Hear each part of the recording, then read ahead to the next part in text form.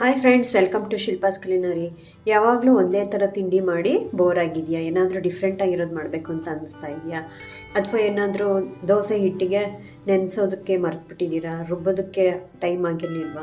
ಅಥವಾ ಎಲ್ಲಾದರೂ ಹೊರಗಡೆಯಿಂದ ಬಂದಾಗ ಇನ್ಸ್ಟೆಂಟಾಗಿ ಏನಾದರೂ ತಿಂಡಿ ಮಾಡಿಬಿಡ್ಬೇಕು ಅಂತ ಅನಿಸ್ತಿದೆಯಾ? ಡಿನ್ನರ್ಗೋ ಅಥವಾ ಬ್ರೇಕ್ಫಾಸ್ಟಿಗೆ ಏನು ತೋಚ್ತಾ ಇಲ್ಲಲ್ಲಪ್ಪ, ಏನು ಮಾಡೋದು? ಭಾಳ ಕಡಿಮೆ ಸಮಯದಲ್ಲಿ 10-15 ನಿಮಿಷದಲ್ಲಿ ಏನಾದರೂ ತಿಂಡಿ ರೆಡಿ ಮಾಡಬೇಕಲ್ಲ ಅಂತ ಯೋಚನೆ ಮಾಡ್ತಾ ಇದ್ದೀರಾ?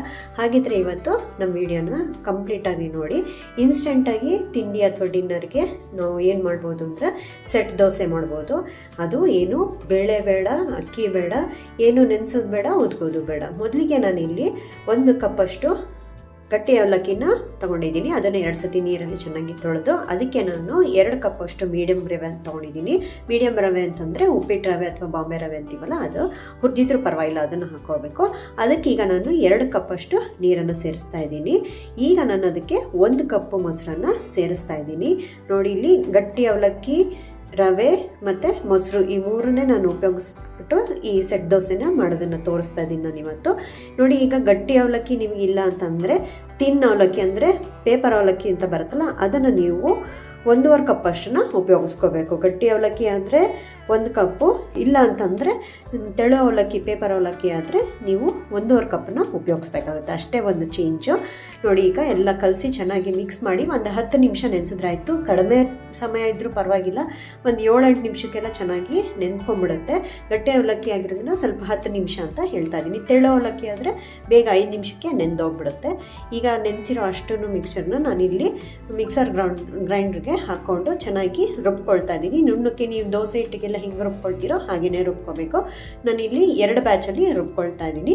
ನೀರೇನು ಹಾಕೋ ಅವಶ್ಯಕತೆ ಇಲ್ಲ ಹಾಗೆಯೇ, ಯಾಕೆಂದರೆ ನಾವು ಮೊಸರು ನೀರು ಎಲ್ಲ ಹಾಕಿ ಕಲಸಿರೋದ್ರಿಂದ ನೀರು ಬೇಕಾಗಲ್ಲ.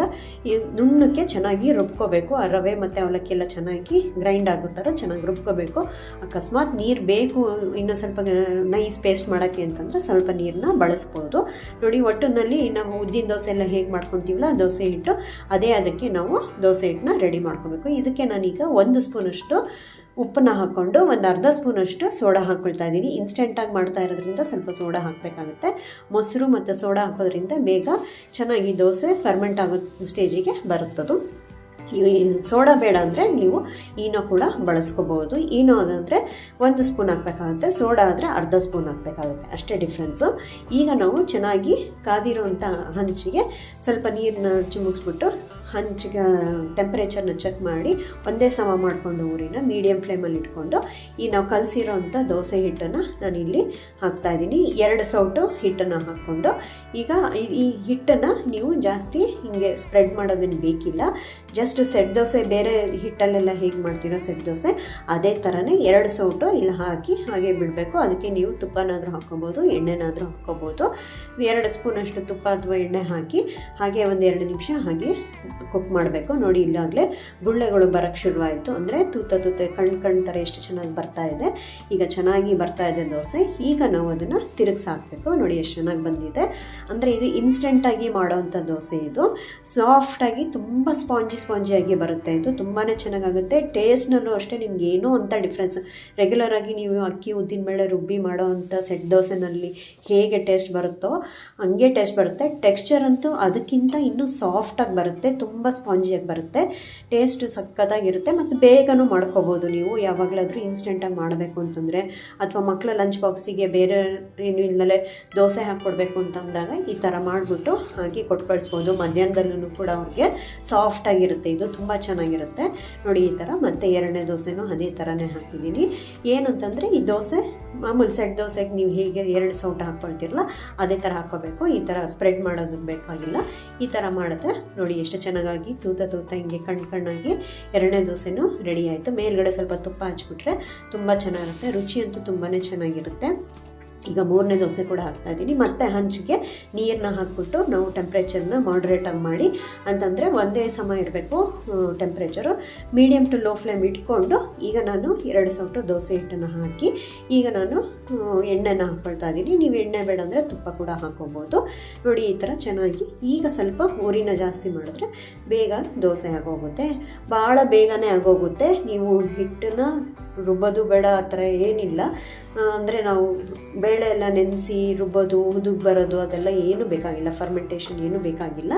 ಬೇಗನೆ ನೀವು ಅದಷ್ಟನ್ನು ನೆನೆಸ್ಬಿಟ್ಟು ಗ್ರೈಂಡ್ ಮಾಡಿ ಈ ಥರ ಬ್ಯಾಟರ್ ರೆಡಿ ಮಾಡಿಕೊಂಡ್ರೆ ಇಮ್ಮಿಡಿಯೇಟಾಗಿ ದೋಸೆ ರೆಡಿ ಆಗೋಗುತ್ತೆ. ನೋಡಿ, ಇದನ್ನು ಡಿನ್ನರ್ಗೂ ಕೂಡ ಮಾಡ್ಕೊಬೋದು, ಏನಿಲ್ಲ ಅಂತಂದರೆ ಫಾಸ್ಟಾಗಿ ಇದನ್ನು ಮಾಡ್ಕೊಂಬಿಡ್ಬೋದು.